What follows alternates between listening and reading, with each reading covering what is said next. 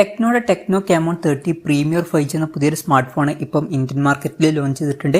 ഈ ഒരു smart phone 40,000 രൂപ പ്രൈസ് റേഞ്ചിലാണ് വരുന്നത്. ഈ ഒരു വീഡിയോയിൽ നമ്മൾ നോക്കാൻ പോകുന്നത് ടെക്നോ കാമോൺ 30 പ്രീമിയർ 5G എന്നുള്ള സ്മാർട്ട് ഫോണിനെ പറ്റിയിട്ടാണ്.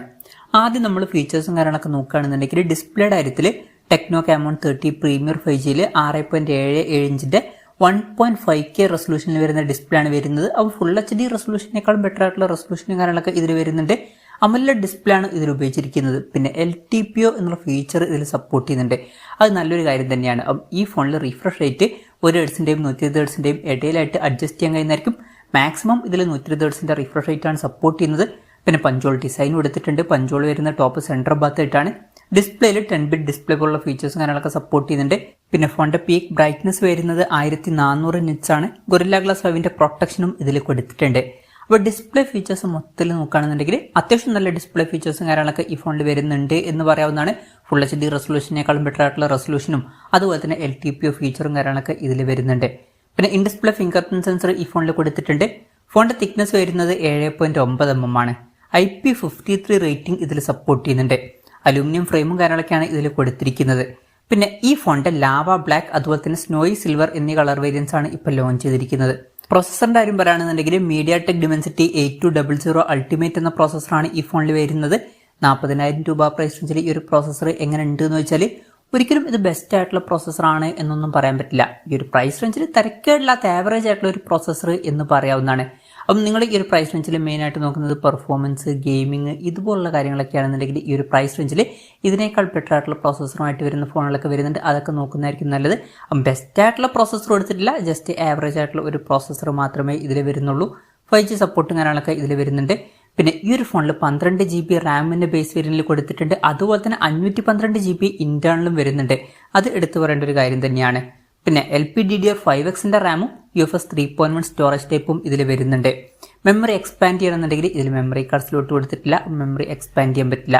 പിന്നെ എക്സ്റ്റെൻഡഡ് റാം എന്നുള്ള ഫീച്ചർ ഇതിൽ കൊടുത്തിട്ടുണ്ട്. അതായത് എക്സ്ട്രാ റാം വേണ്ട സമയത്ത് ഇന്റേണൽ മെമ്മറിയിൽ നിന്ന് കുറച്ച് മെമ്മറി എടുത്തിട്ട് റാമായിട്ട് യൂസ് ചെയ്യുന്നതായിരിക്കും. IR ബ്ലാസ്റ്റർ എന്നുള്ള ഫീച്ചറും ഇതിൽ വരുന്നുണ്ട്. ഈ ഫോൺ റിമോട്ടൊക്കെ ആയിട്ട് യൂസ് ചെയ്യാൻ കഴിയുന്നതായിരിക്കും. സ്റ്റീരിയോ സ്പീക്കേഴ്സ് ഈ ഫോണിൽ വരുന്നുണ്ട്. ഡോൾബി അറ്റ്മോസിന്റെ സൗണ്ട് സപ്പോർട്ട് ചെയ്യുന്നുണ്ട്. പിന്നെ 3.5 mm ഓഡിയോ ജാക്ക് ഈ ഫോണിൽ കൊടുത്തിട്ടില്ല. Android 14 ബേസ് ആയിട്ടുള്ള iOS സോഫ്റ്റ്വെയർ ആണ് ഈ ഫോണിൽ വരുന്നത്. ഈ ഒരു ഫോണിൽ 3 കൊല്ലത്തെ സോഫ്റ്റ്വെയർ അപ്ഡേറ്റ്സും കാര്യങ്ങളൊക്കെ വരുന്നതായിരിക്കും. ക്യാമറയുടെ കാര്യം പറയുകയാണെന്നുണ്ടെങ്കിൽ ഫോണിന്റെ പിന്നിൽ ട്രിപ്പിൾ ക്യാമറ സെറ്റപ്പ് കൊടുത്തിട്ടുണ്ട്. 50 മെഗാപിക്സൽ മെയിൻ ക്യാമറ സെൻസർ ഈ ഫോണിൽ വരുന്നുണ്ട്. ഇത് സോണി IMX 890യുടെ മെയിൻ ക്യാമറ സെൻസറാണ്. OSന്റെ സപ്പോർട്ടും കാര്യങ്ങളൊക്കെ വരുന്നുണ്ട്. പിന്നെ 50 megapixel ultra wide angle lens കൊടുത്തിട്ടുണ്ട്. ഇതിന്റെ ഫീൽഡ് ഓഫ് വ്യൂ വരുന്നത് 114 ഡിഗ്രിയാണ്. പിന്നെ 50 മെഗാപിക്സലിൽ തന്നെ ഒരു ടെലിഫോട്ടോ ലെൻസും ഇതിൽ വരുന്നുണ്ട്. ഇതിൽ 3x ഒപ്റ്റിക്കൽ സൂം ഒക്കെ സപ്പോർട്ട് ചെയ്യുന്നുണ്ട്. പിന്നെ ഫ്രണ്ടിലും 50 മെഗാപിക്സൽ സെൽഫി ക്യാമറ ആണ് കൊടുത്തിരിക്കുന്നത്. അപ്പം ഓൺ പേപ്പർ അത്യാവശ്യം നല്ലൊരു ക്യാമറ സ്പെസിഫിക്കേഷനും കാര്യങ്ങളൊക്കെ ഈ ഫോണിൽ വരുന്നുണ്ട് എന്ന് പറയാവുന്നതാണ്.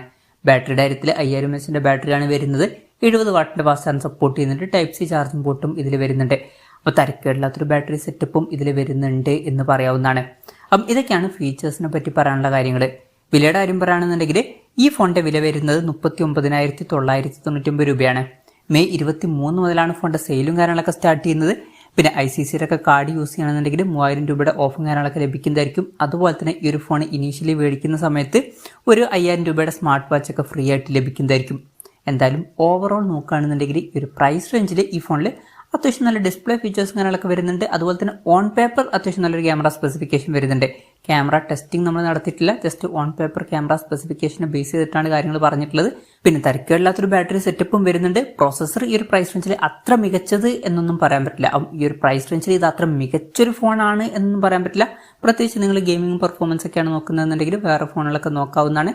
അതല്ല ഈ ഒരു ക്യാമറ സെറ്റപ്പ് അതുപോലെ തന്നെ നല്ല ഡിസ്പ്ലേ ഫീച്ചേഴ്സ് ഈ കാര്യങ്ങളൊക്കെ വേണമെന്നുണ്ടെങ്കിൽ ഈ ഫോൺ കൺസിഡർ ചെയ്യാം. എന്തായാലും ടെക്നോ കാമോൺ 30 പ്രീമിയർ 5G എന്ന സ്മാർട്ട് ഫോണിനെ പറ്റിയിട്ടുള്ള നിങ്ങളുടെ അഭിപ്രായം ജസ്റ്റ് ഒന്ന് കമന്റ് ചെയ്യുക.